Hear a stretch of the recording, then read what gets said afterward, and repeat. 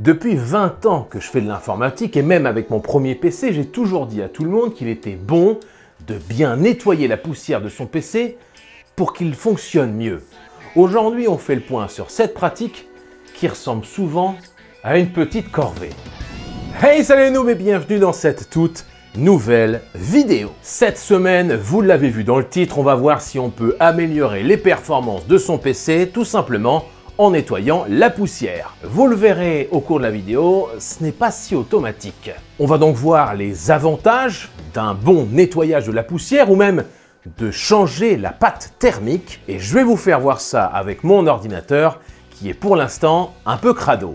En toute fin de vidéo, je testerai ce dissipateur de la marque Cooler Master, c'est pas du tout sponsor, c'est un modèle un peu plus bourrin et justement on verra si on peut overclocker mon processeur grâce à ce nouveau dissipateur. Peut-être qu'on améliorera nos performances, nos FPS, peut-être pas, vous le saurez très vite. Merci à toutes celles et ceux qui soutiennent la chaîne en rejoignant, en s'abonnant, en likant, en partageant, en lâchant des commentaires, je vais y arriver. Merci à vous, je vous l'offre. Voilà, je crois qu'on fait comme ça, ça c'est Joule, ça n'a aucun rapport.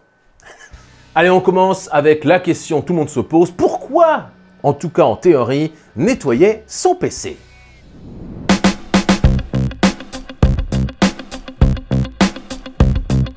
Depuis que j'ai un ordinateur, aux alentours de 1997, j'ai toujours fait au moins une fois par an un nettoyage complet de la poussière de mon ordinateur. Pendant que j'y étais, je changeais la pâte thermique, cette espèce de petite colle, entre guillemets, qui va améliorer la dissipation de la chaleur. Je l'ai toujours fait, et ça, pour plusieurs raisons. La première raison, c'est bien évidemment pour diminuer les plantages. Un processeur appelé CPU ou un processeur graphique appelé GPU va effectuer des milliards d'opérations à la seconde. À chaque opération, c'est un courant électrique qui va passer dans un transistor et donc de la chaleur qui va être générée. Changer la pâte thermique ou nettoyer ses ventilateurs va donc permettre de diminuer la température de fonctionnement d'un processeur et donc potentiellement de réduire les plantages. La deuxième raison est toute bête.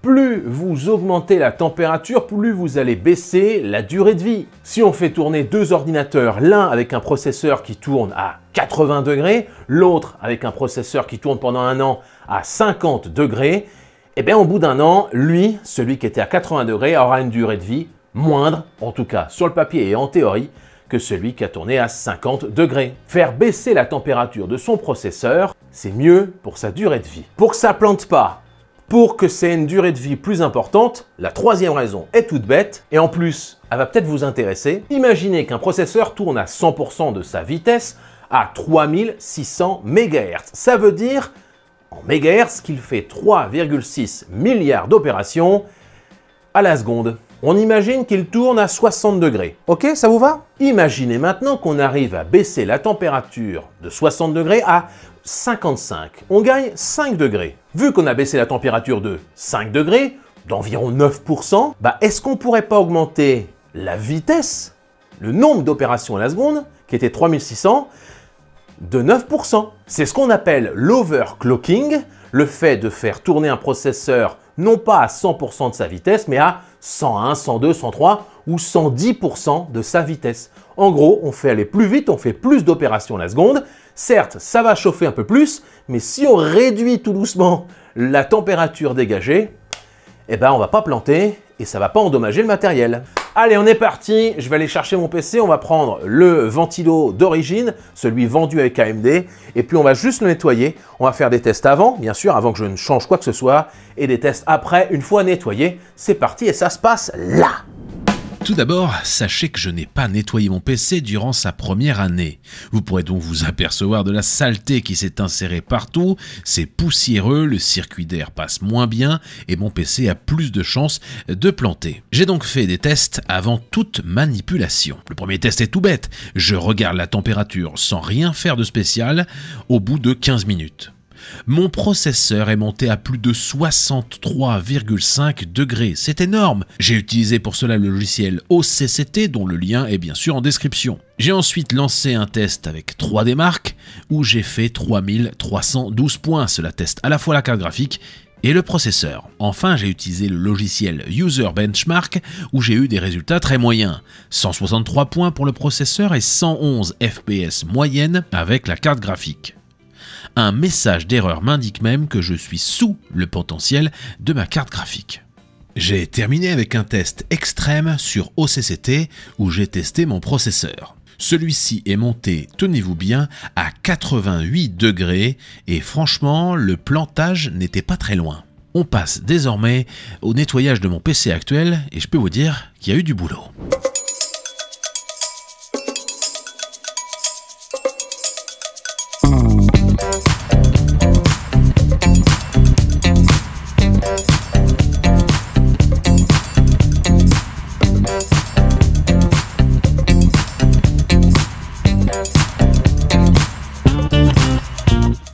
Allez, suite de l'opération, on est en contre-jour. Là, c'est ce que moi je vois quand je filme. Et là, bref, vous m'avez compris, devant moi, c'est le décor. On s'en fout.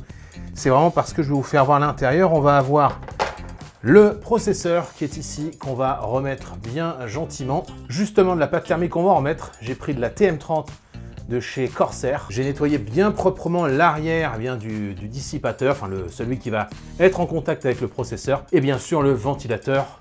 Et toutes les grilles à l'intérieur sont nickel, il n'y a plus trop de poussière, voire plus du tout. Voilà, et on va le mettre tout à fait délicatement, il n'est interdit de forcer. Vous voyez, j'ai rien fait. Je vais vraiment poser à l'intérieur et il s'est mis automatiquement dans le bon logement. Et on va en mettre un tout petit peu, vraiment un tout petit peu. Là, techniquement, on n'est pas assez, forcément que ça ne va pas suffire. Et vous allez voir que je vais en mettre juste ce qu'il faut. Stop. Justement, qui va appuyer? Eh ben, c'est ici. C'est cette surface, le dissipateur, qui va venir appuyer là-dessus. Et ça va marcher nickel.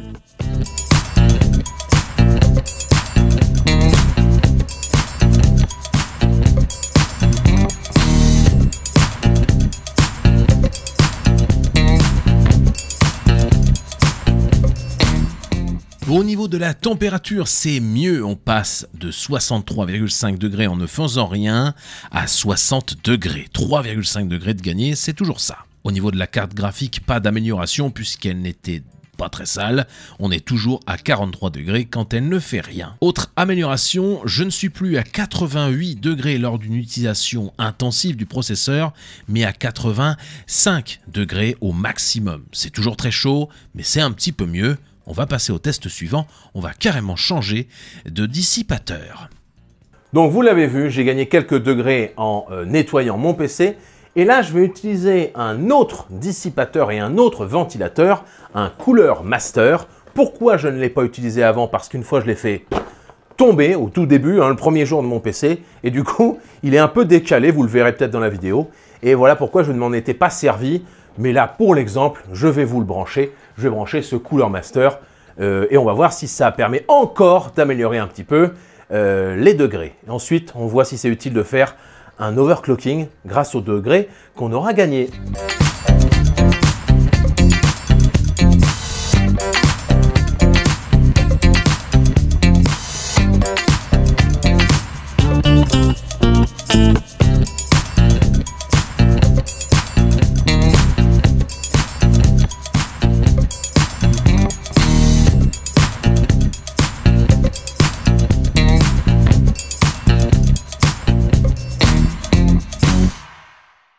Cooler Master, j'ai obtenu de meilleures températures. Jugez plutôt. Sans rien faire, j'étais désormais à 40 degrés en moyenne, avec un pic à l'ouverture du logiciel à 56 degrés, 25, bien mieux que les 63,5 degrés du départ. Pareil, en pleine charge, la température n'est jamais montée au-dessus de 77 degrés. Je vous rappelle qu'on était à 88 degrés avant que je ne commence le nettoyage de mon dissipateur AMD d'origine. C'est donc un succès.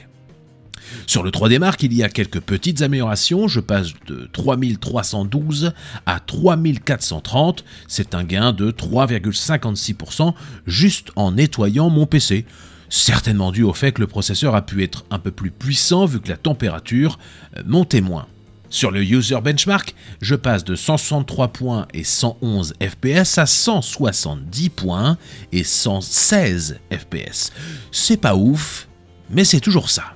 Encore une belle amélioration grâce à mon Cooler Master, mais est-ce qu'on peut overclocker désormais? Sachez qu'avec les degrés que j'ai gagnés, je pourrais monter un petit peu plus la chaleur de mon processeur. Faut pas trop monter, parce que sinon ça va poser problème. Mon alimentation aussi pourrait aussi poser problème parce qu'il n'arriverait pas à donner assez de jus, assez de courant à mon processeur. C'est pour ça qu'il faut y aller tout doucement avec l'overclocking et faire à chaque fois des tests pour voir si le PC est toujours stable malgré la vitesse du processeur qui a augmenté. La chaleur n'est pas le seul critère à prendre en compte. Voilà, c'est ce que je voulais vous dire. J'aurais pu augmenter mon PC et overclocker, sauf que j'ai lu un article très intéressant qui disait qu'avec mon processeur, dans mon cas, ça marchera peut-être pour vous, mais dans mon cas, vu que mon processeur est à 3600 MHz, mais qu'il peut monter en mode turbo à 4400 MHz, le passer en tout temps, par exemple à 4200 MHz, bah c'est pas rentable. Voire même, on perd des performances parce que du coup, on annule ce mode turbo qui peut passer à 4400 MHz. Dans mon cas, ce n'était pas une bonne idée d'overclocker et je n'ai pas eu réellement de meilleures performances, mais dans votre cas, peut-être que ça vous permettra d'overclocker. Du coup, pour que la vidéo ait du sens, j'ai quand même décidé de réaliser un overclocking, non pas de mon processeur, mais de mon processeur graphique, si je puis dire, de ma carte graphique. J'ai utilisé pour cela le logiciel MSI Afterburner. Celui-ci, couplé au logiciel MSI Combustor, permet pour le premier d'augmenter la puissance de sa carte graphique et pour le deuxième de faire un test pour voir si en effet c'est stable. J'ai donc modifié la vitesse de l'horloge de 1500 MHz à plus de 1698 et là, ça a planté. J'ai donc redescendu la vitesse de la mémoire de la carte graphique à 1650, contrôlé que tout était stable pendant plusieurs minutes, et ensuite j'ai modifié petit à petit aussi la vitesse du processeur graphique, passant de 1650 à 1725 MHz, et là, rien n'a planté. C'est resté stable jusqu'au bout. Après ce test, j'ai refait un 3D Mark et devinez quoi?